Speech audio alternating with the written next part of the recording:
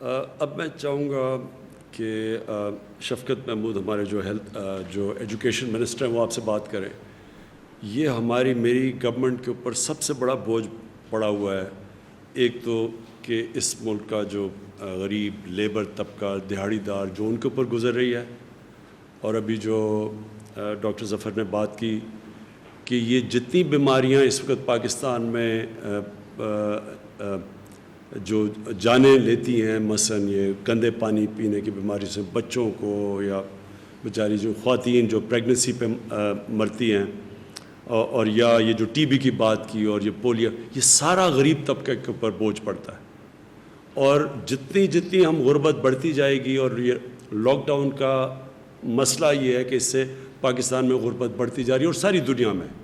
جن غریب ملکوں کے اندر اس سے غربت بڑھتی جا رہی ہے. تو جب غربت بڑھے گی تو ان بیماریوں سے اور زیادہ ہمیں فکر ہے کہ ہمارے غریب طبقے میں اموات ہوں گی. لیکن اس کا جو دوسری چیز ہمیں مشکل میں پڑے ہوئے ہیں وہ ہے ایجوکیشن. ہمارے بچے اسکولوں میں نہیں جا رہے، یونیورسٹی اسٹوڈنٹس ان کا ٹائم ضائع ہو رہا ہے، اور جو ایک ملک تو بڑھتا ہی تعلیم کی وجہ سے آگے. تو اس میں صرف آپ کو بتانا چاہتا ہوں کہ مسلسل اس کے اوپر بھی بات چیت ہو رہی ہے باقی صوبوں سے کہ ہم نے اب یہ کیا کرنا ہے، کیسے کھولنا ہے. تو میں چاہوں گا شفقت آپ پلیز اس کے اوپر بات کریں. شکریہ وزیر اعظم صاحب. زندگی کے مختلف شعبہ جات کی طرح تعلیم، تو وزیر اعظم نے ہمیں 2 واضح ہدایت اور 2 واضح پلان شروع میں دیے. انہوں نے کہا کہ جتنے بھی طالب علم ہیں ان کی صحت کا خیال رکھنا ہمارا اولین فرض ہے، اور دوسرا انہوں نے یہ کہا کہ ہمیں کوئی طریقہ اپنانا چاہیے کہ ہم تعلیم کا عمل کسی نہ کسی طریقے سے جاری رکھ سکیں. ساتھ انہوں نے یہ بھی فرمایا کہ کوشش کریں کہ سارے ملک میں جو بھی تعلیم کے شعبے میں آپ اقدامات کرتے ہیں وہ یکسانیت کے ساتھ ہوں. تو جیسے ابھی وزیر اعظم صاحب فرما رہے تھے، ہم نے بین الصوبائی وزرائے تعلیم کی ایک کانفرنس، ایک میٹنگ کا ایک ادارہ بنایا، اور جو ریگولرلی مل رہا ہے. جتنے بھی فیصلے ہم نے کیے ہیں وہ سارے کے سارے صوبوں کے ساتھ اور ساری اکائیوں کے ساتھ مل کے کیا ہے. اب 2-3 جو بڑے فیصلے ہمیں کرنے پڑ رہے تھے اور جو کیے، اور جو آئندہ بھی جس کے بارے میں سوچ و بچار کرنی پڑے گی، وہ پہلا تھا کہ تعلیمی ادارے جو ہیں وہ کب تک بند رہیں گے. ہم نے پہلے 31 مئی تک بند کیے، پھر سارے صوبوں کی مشاورت کے ساتھ سوچا کہ اس کو 6 ہفتے اور بند کر دیا جائے، اور 15 جولائی تک بند کیا. لیکن ایک دوسرا فیصلہ بھی بہت مشکل فیصلہ تھا، اور وہ یہ تھا کہ اگر امتحانات ناممکن ہیں تو بچوں کو اور چاہتے ہیں کہ تعلیم کا تسلسل جو ہے وہ جاری رہے، تو کس طرح بچوں کو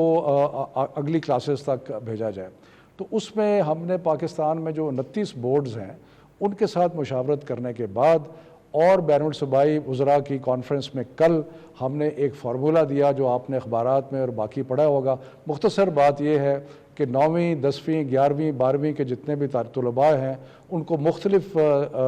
طریقوں سے ہم نے پروموٹ کر دیا ہے، اور اس میں جو 9ویں اور 11ویں کے ہیں ان کو اگلے سال وہ 10ویں اور 12ویں کا امتحان دیں گے، جو پچھلے سال پہ بھی لاگو ہوگا.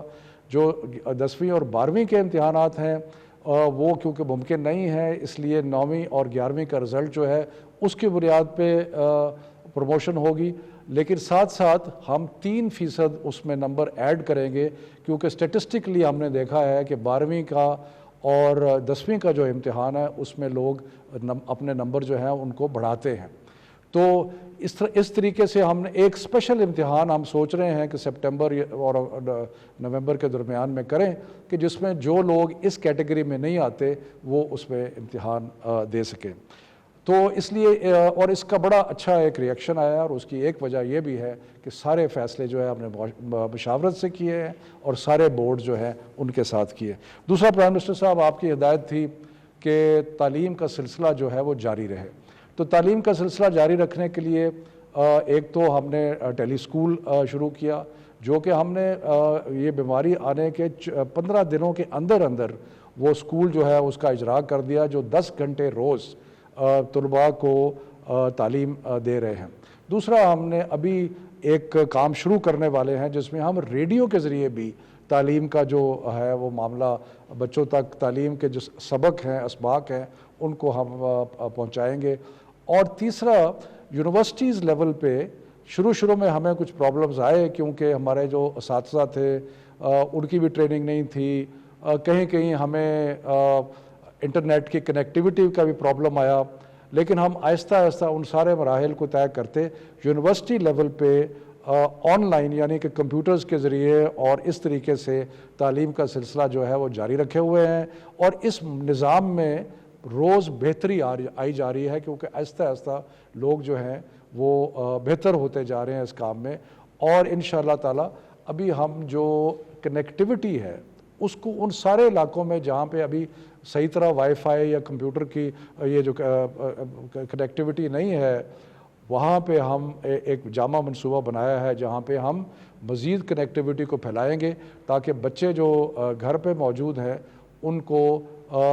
دور سے تعلیم حاصل کرنے میں کوئی ڈیفیکلٹی نہ ہو۔ تو یہ مختصراً بہت سارے اقدامات جو ہم نے ایجوکیشن میں کیے ہیں آپ کی ہدایت پہ وہ میں نے عرض کیے۔ بہت شکریہ شفقت۔